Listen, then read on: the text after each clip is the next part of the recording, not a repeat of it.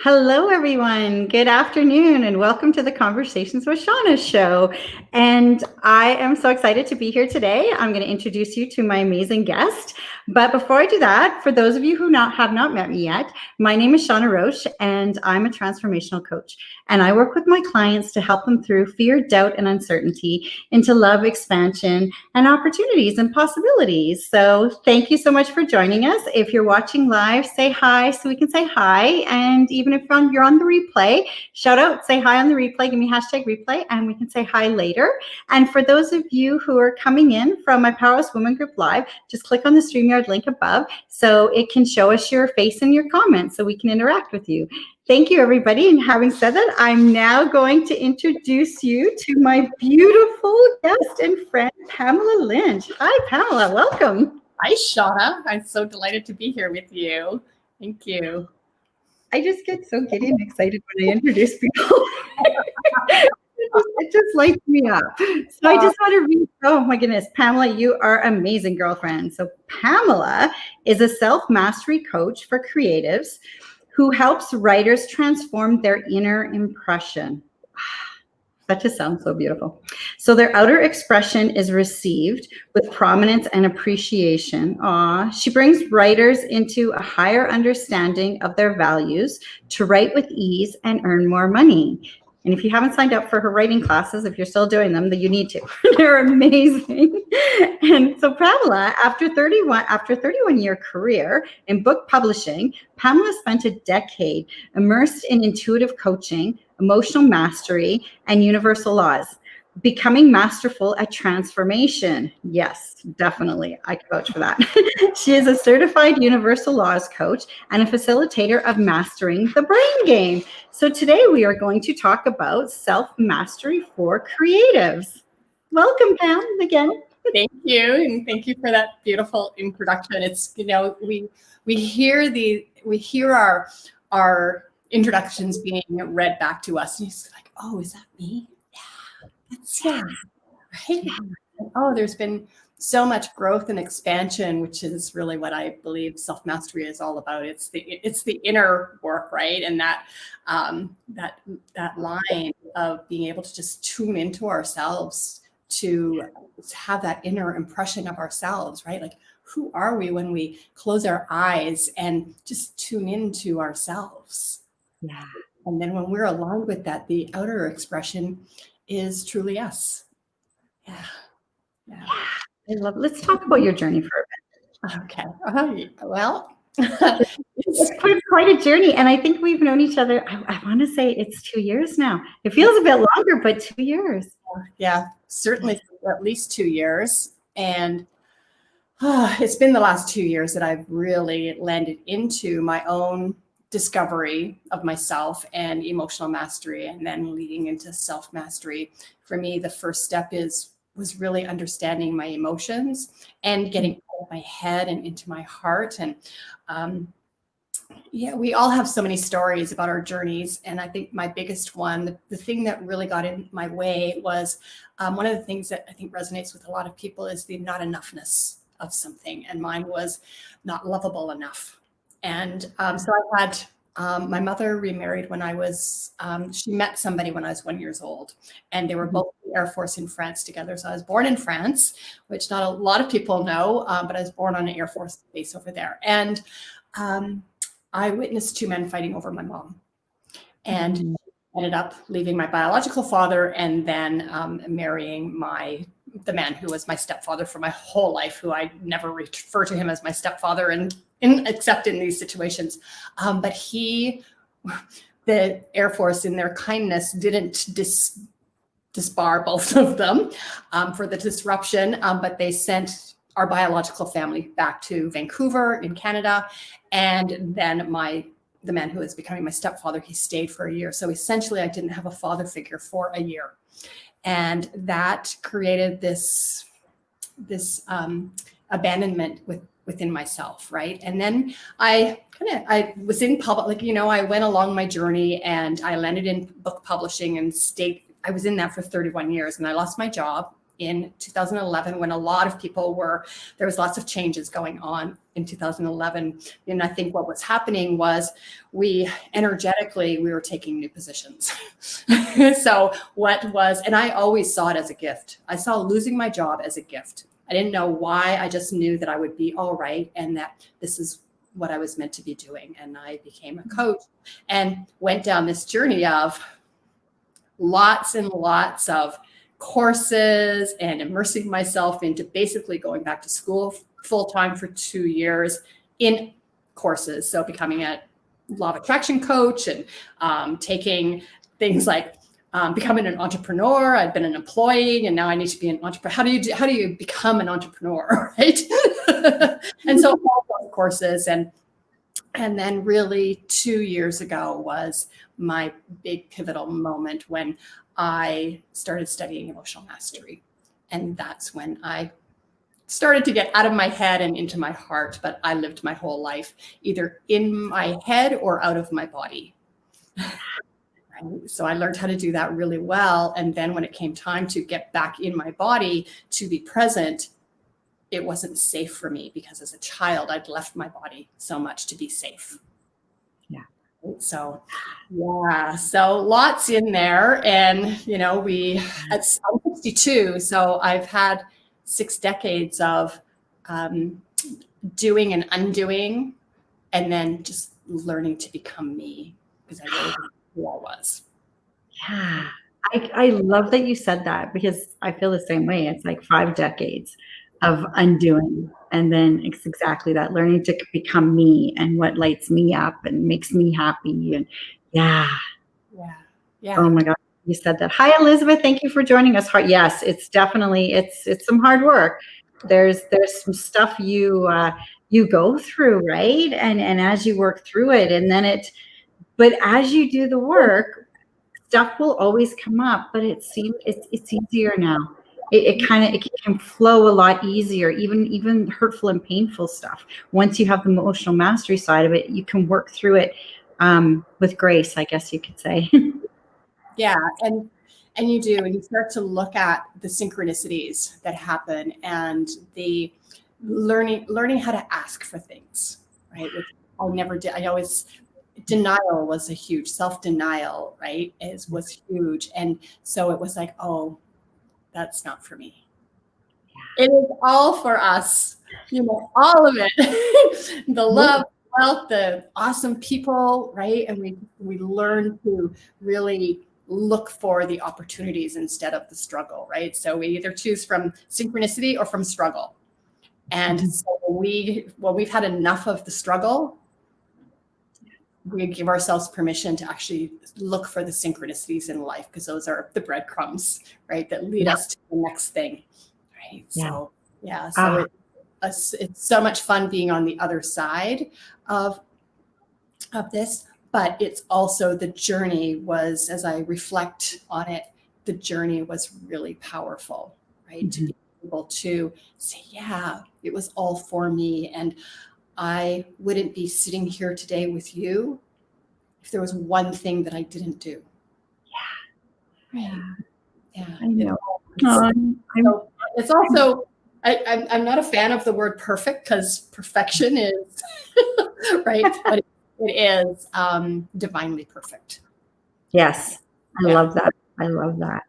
Oh my goodness. And I am so glad you are sitting here with me because our journeys are I love that our journeys have brought us together and we've been able to meet each other and attend a few events together and just watch each other on these journeys because they've been pretty amazing. And I'm just so happy you're here with me today.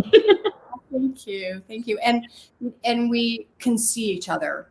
So I had a conversation just yesterday because I really feel that we're looking for other people to see us, but we need to see ourselves first before they can truly see us. So we can be visible. That is not the same as being seen. Yeah. Right. And it's when we start to see us and we start to see our own light shining, right? So this beautiful line that came through yesterday was that when we receive an aha and a light bulb goes on, that is the light. That's the light to shine through us so that we can reflect that out into the world to help others see their light. Yeah. I love that you said that. That's exactly to help us. Cheers. Yeah, like I feel really that. Right? I know things are really powerful when they come through and they bring this, for me, that's my expression is through tears. And it's like that releasing and then that, oh, yeah, that's the moment, right? That's the moment when you also know you're also speaking your truth. Yeah. And it's like, it is so powerful because I have those moments a lot now. And Bernie and I will just be having a conversation. I'll be saying something and all of a sudden words will just come from nowhere. And then the emotion will just build up and the tears come in the eyes. And I look at him and he knows the moments now. He can almost like my little face transform. And then he looks at me and he's like, you're on the right path. You're saying the right things. Like it's happening. And yeah. And so I imagine that instead of saying what's wrong, he's now saying what's right. Yeah, that's right. Yeah, right. That's exactly it. Because he knows, like that's what he'll say. He goes, because I'll say something, and then he's like, oh, "You're speaking your truth." Like it's great. And isn't it so exciting? And then we get to witness other people stepping into their power and speaking their truth, right? So that they can then see what's next for them, what's possible for them. Yeah. So beautiful. It is so beautiful. And I look at our journeys and everything we've gone through to this point, the lessons we've learned and everything. There was times where before, learning self-development and just everything we've been doing, emotional mastery, before it was just like, okay, that's just life. You just dealt with it and whatever, right? But now when I look back at all those moments and going back and doing healing around a lot of them and whatever else, it's like those are the moments now that that make us stronger coaches kind of thing, or whatever word you want to use, because now we can relate to everybody. So I look at all those lessons, even the tough ones, as these amazing blessings, because it's like, if I'm going through this or this has happened, it's happened to other people. And so it'll, just having that connection with others. Yeah. And I think one of the really cool things is that when we go through something, so we've, gone through this journey, and it's been very parallel, our journeys. And then when we sort of up level it a little bit and that lesson comes back, and it's just in time for us to teach or coach somebody on that exact same thing. So I can remember a mentor of mine. It was in 2011 when I first left my job, and it was funny because we met through Plenty of Fish, and then when we got together, it was like, oh no, we're not meant to date. And he became my first spiritual mentor, my first spiritual counselor, and I just learned so much from him about the power of just being in the present moment. And there were so many times when I would phone him and he'd say, oh, I'm so glad I did the work on that this morning. Because he just cleared it for himself. And then he was able to bring me in and saying, I know exactly what you're going through and because it's this relationship that we have that connects us, right? And so people are attracted to you and to me and to everybody because we're in resonance with them. So we speak their language, we speak the language of their heart, and we've been there, right? It's really difficult. And that's why it took me a while to really land into coaching and teaching, because I wasn't there yet. And so I couldn't coach or teach someone else if I wasn't present within my own body and doing the work and being able to guide them in a way that they needed, because it's not about us, it's about them. It's about us, but it's, what I mean? It's about how we're showing up to serve them. Yes. Yeah. To be exactly. That's exactly it. Oh, what's Elizabeth saying? Speaking your truth, the purpose, of our ways. Exactly. Yeah, very much so. We had kind of talked here about some points, and but here we're conditioned to look outside of ourselves for love, validation, acceptance, and approval. Yet everything we desire begins within. Let's talk about. Yeah, because I spent my lifetime looking outwards, right, for all of those things: love, validation, acceptance, and approval. And it wasn't until I realized that I actually there was an inner world. I remember sitting in a conference, and Dr. John DeMartini was on stage and talking about our values. And he said something about our inner and outer world. And I was like, we have an inner world and an outer world? And here I was totally focused on my outer world, looking for love in all the wrong places, looking to be validated by all the wrong people. Right. And so then it was like being able to say, oh, the only person who needs to validate me and approve of me and love me and love, validation, acceptance, and approve of me is me. Right. And it's a bonus when someone else brings their love to the table. Yeah. Yeah. But it has to, for me, it needed to come from me first. I needed to see me and all of those situations, because we can so get sidetracked by spending our time and placing our energy outside of ourselves for those things. Yeah. It's always falls short. And you know what? That's what we do as humans. Mm-hmm. Yeah, it's a common thing, right? Until we know otherwise. Yeah. I know one of the other lines that I love that came through was, we're born to be extraordinary, but we're conditioned to be ordinary. Yes, I heard that somewhere recently too. Yeah. Right. So it's like, so in our humanness, we're looking outside of ourselves, right? We're looking, and it's like, don't shine the light too bright, because people might, they might not like who I am, all of those, right? They might compare me and I'll fall short. And that's the other thing that I learned in that same conference, was that we're usually valuing the high side of someone else and comparing it to the low value of ourselves. Yeah. So this lovely story of a doctor who was in town, and both doctors were fairly successful, but one lived up on the hill and in the mansion with the the beautiful wife and all of that, and the other doctor was, he had a really nice house with a lovely family, and he was comparing himself to the other.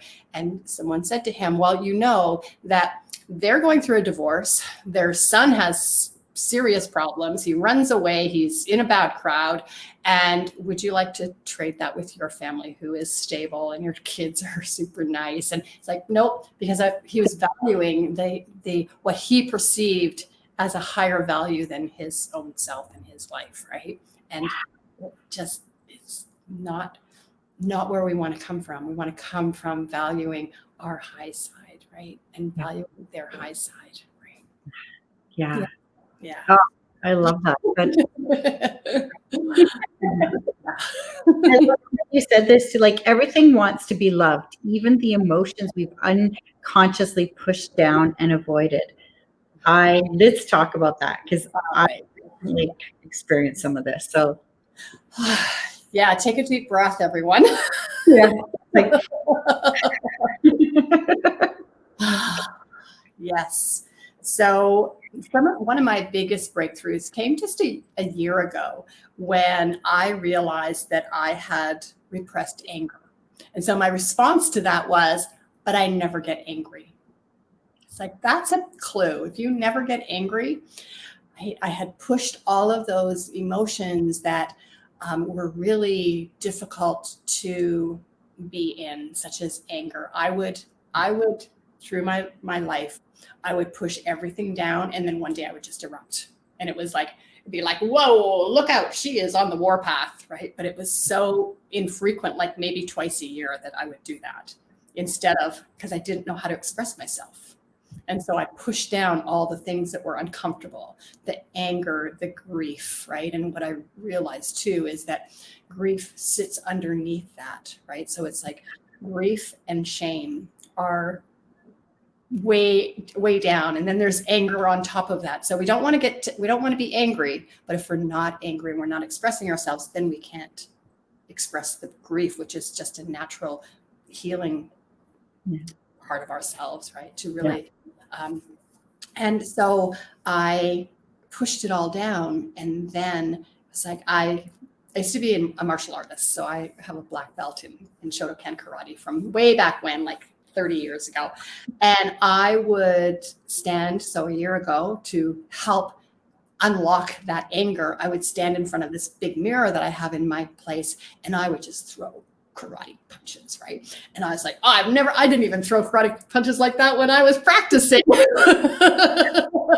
But man, did that feel good. And then I would do Tai Chi. So it's like, get that burst of energy out to express the anger, and then bring the peace in with Tai Chi, right? So to be back in flow, and I could feel the energy just soothing me. And so I did that. I did quite a bit.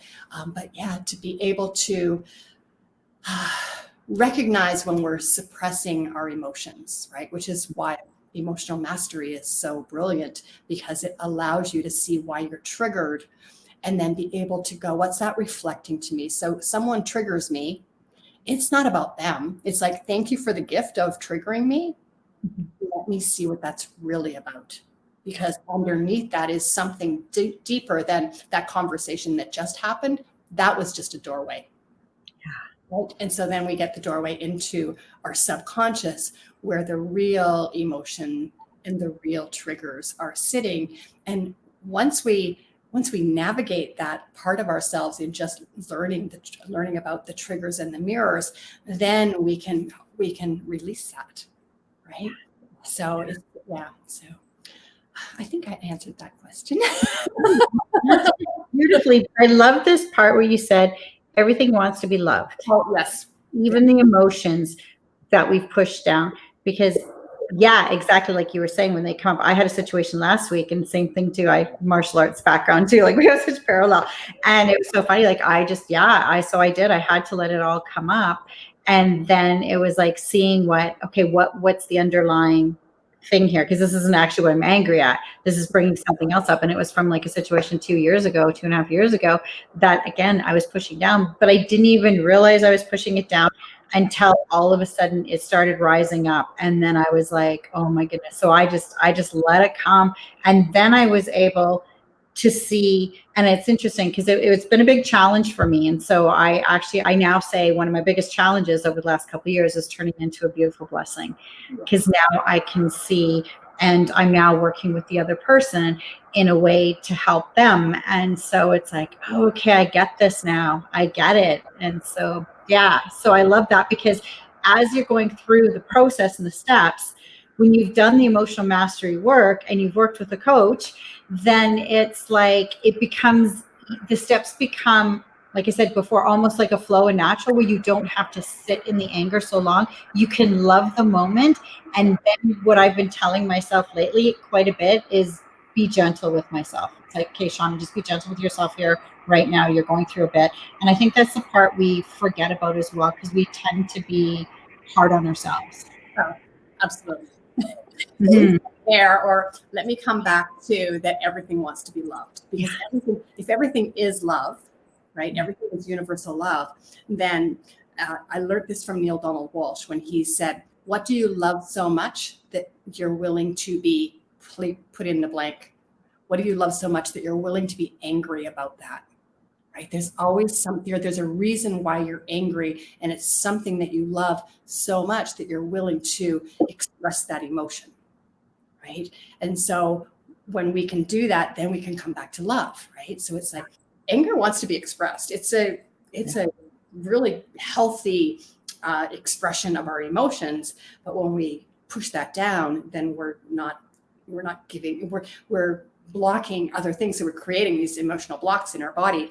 When we can know that everything wants to be loved, it's like, okay, then we can come back to love, because it's like, even that anger wants to be loved. Yeah. Even that hurtful conversation, it wants to be loved. Yeah. Yeah. it's Yeah. just, you said, it's just bringing it all back to love. Yeah. And it's like, okay. I love that you said that, because that is so powerful. Like, even that anger wants to be loved, because it does. Yeah. And it's just, Yeah. It wants to be expressed through so that it can return to love. yeah. Right? And it's like, it's still really love, because that's all. I used to have a really hard time with the idea of that we're all mirrors for each other. It's like, you got really angry at me. You mean that I have that anger within me? And it wasn't until I went through my own experiences of emotional mastery that I was able to sort of reframe that and saying, no, they're just a mirror for you to look at where you're not loving yourself. Yes. Right? Yeah. Where are you not loving yourself? Yeah, exactly. Mm-hmm. Yeah. Yeah. It's always a big one when we work through the triggers and the mirrors. It's such powerful work. And every time you do it, it's like more little things will come up, and it's like, oh, okay, I didn't see that. Okay, where did that come from? And yeah. And I think that you're the same as, I think I've gone through the program 3 times, and I will continue to do it every year. Yeah. Because you just go deeper, and then you can look at it and you go, okay, well, I'm not the mirror of perception is really the only one that will remain. All the rest of the mirrors will dissipate because you've cleared the energy around them, right? And so then as you go through the program, it's just like a reminder, and then it's like, okay, because when we do go through the program, it will bring things up. Like, I remember the first time I went through it, I was dating somebody new, and I'm like, oh man, yeah, just be involved with someone and you'll get triggered like crazy. Yeah. Okay. I'm in the right place. Right. And I knew, because I was going through my own journey on emotional mastery, that I knew that it really wasn't anything to do with him. He was just mirroring things for me. And then I was able to go, and we lived in the same building. Right. So I'm like, oh, okay, well, I'm going to head home now because I have a little bit of journaling to do. And I would go and that, well, and it was a blessing. Like you said, it's a blessing, right? That we get to experience these things and move through them. Yeah, exactly. And I, like you said too, because like the mirrors, they collapse, and then all of a sudden situations come around, and now it's like, well, where it's like, okay, that would have triggered me before, but now it's not triggering me. So you've done the work, and that's so, it's just so beautiful. And especially just, I know with me, and we've talked about, like, same thing. I had so much anger for a lot of years that I can't even, it's hard to even think back now what my energy was like then, because now my energy is so calm, right? And it's just, it feels so good to be in my body. Whereas the longest time I was just like, get me out of here. And we don't even know that we're doing that, because we don't have awareness around it, right? So it's like, as soon as we start to bring awareness to what it is that we're actually creating, right? Whether that is go paddle boarding, I'm creating the space to be able to do that, or that we're creating a conversation with someone that now anger is coming forward, whatever it is, right? We get to understand that we are actually the creators of that. Yes. And that we're the co-creators of our life. Right? Exactly. And I love that you said that, because it kind of together. We're creating together. Exactly. And I want to bring this up too. Like you put here, like, optimize your creative cycle to write with ease and earn more money. So let's talk about that, because you have your writing course, and of course you're just phenomenal when it comes to writing. And let's talk about that for a bit, because so that when we're in alignment, right? So to be able to optimize that creative cycle. So our creative cycle comes from understanding the energetic forces that are at play, right? So it comes from numerology, and it comes from advanced numerology, where we actually start to understand the planetary alignment along with the our birth card. And so when we learn to land into that, and we start to understand the rhythm, because we all have our own rhythm, right? And it can go really deep, or it can be as easy as, this is the rhythm that is your life rhythm, then your annual rhythm, and then your weekly rhythm. So like every day has its own energy. And when we understand the power of the energy that we're in, then we can optimize the day. Right? We can optimize the energy and say, okay, this is a day for connection. Mm-hmm. This is a day for me to just be quiet and to plan my week, right? And we get caught on that. Our planning days are Sunday or Monday, right? Like it was always Monday. And then somehow it became Sunday, which is, for a lot of people, that's a family day, right? And so now we're like stealing some moments from what's really important, which will be to go and enjoy life, or to enjoy, your family, or whatever that is. And so we're kind of sneaking that in on Sunday. Well, that might be true for some people, and it might be true for some people that it's Monday, but for a lot of people, it's one of the other 5 days. And when we can be aligned to the energies of the day for us, we can optimize that energy, and we can be in our own natural rhythm and our own cycle. And it's so powerful to be able to use that. It's another tool, right? It's another tool. All of them are tools for us to understand ourselves better and what works for us in our creative genius and our creative zone. Yeah, exactly. Because the old paradigm is we were all cookie cutters. Yeah. It's like, you get up Monday to Friday, you work a job, you make the money, you do, you're like, even from you're born, you go to school, you do this, university, blah, blah, blah, blah. It's like, no, it just doesn't work. Mm-hmm. Yeah. And I mean, and I was in educational publishing for 30 years. And, so it really hasn't changed. It hasn't changed in the last 120 years. Education is still turning out factory workers. Yeah. And we're not that anymore. Now, I love to think about it, and I know that you do too. Imagine a world where everyone is doing what they love. And they are so aligned with their energy that they actually get to do that. They get to earn more money doing what they love, right? So for writers, it's, how do you get paid to write? Yeah. You are in alignment with your messaging, with who you are, with source energy. And I mean, this is a really new lesson for me too, in that, and this actually just happened last week, where I am really good. Like, I can close my eyes and I can feel source energy. I can feel, what is my true essence. And then I do that for, 20 minutes, a half an hour, sometimes an hour. And then I go up and I get a coffee and I sit down to work, and guess where I am? Not in that energy. And so it's about being me all the time, because those moments are showing us, and we get to feel that in our body. We get to feel who we truly are. But because I've lived 60 years in my head, guess what I'm defaulting to? So that, we're always learning and expanding. And so now it's having awareness about, how can I be in that energy, and how can I teach and bring writers to be in that energy? The creatives of the world, they're already accessing that information, like they're accessing that energy. But are they doing it in a way that allows them to know that they're coded for wealth, that they're coded for success? Yeah. Right. Oh, I love that. Writing's so powerful. I've just been learning that. Thanks to you. And one more thing I just wanted to say real quick here too is we were talking about, like, change your story, transform your life. Yeah, because, okay, so I shared my early childhood story. I lived in that story for a really long time, that if I got close to someone, they'll reject me, so I left first.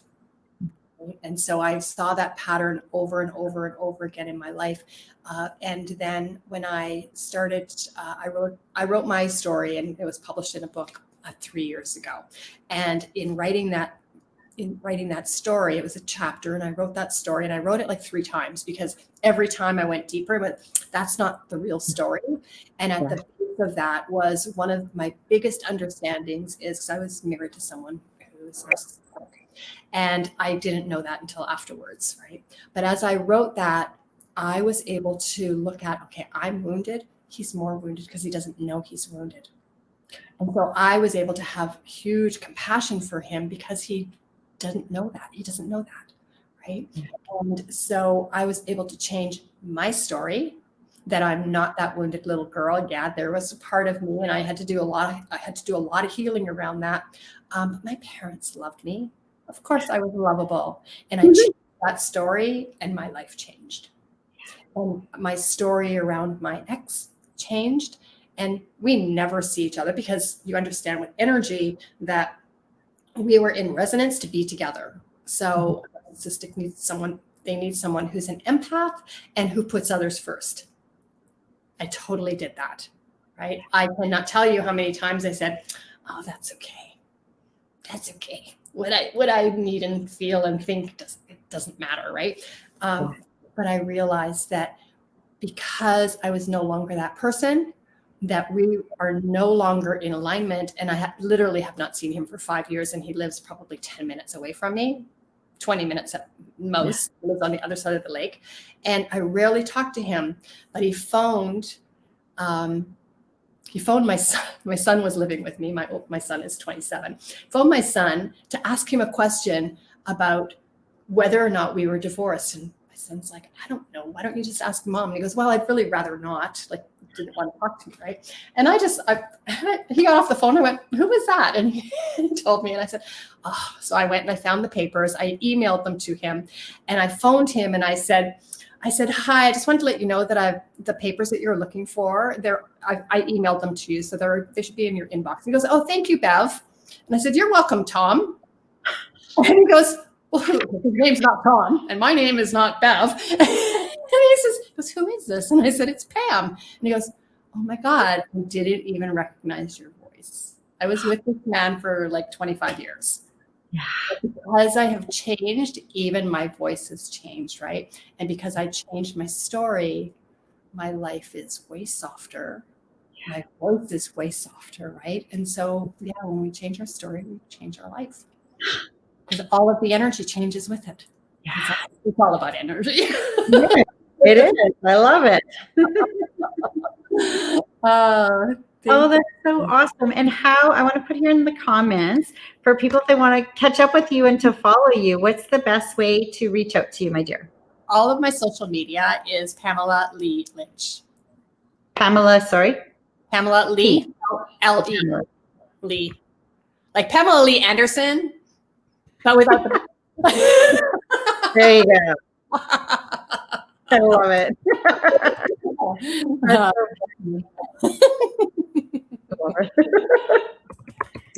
Yeah. This is what happens when you have your keyboard far away from you. Okay. Yeah. All right. Yeah. There we go. Yeah. I'll just add it there. There we go. Awesome. You can follow Pamela on social media, everybody. Yeah. Thank you so much, Pam. It's been wonderful. And I'll get you to hang on. So thank you, everybody. If you have any other questions or you want some put some comments in, and follow Pamela on social media. She's amazing. Shawna, I love hanging out with you. Any chance I get, I'm there. Well, that's so beautiful. Have a wonderful Tuesday, everybody.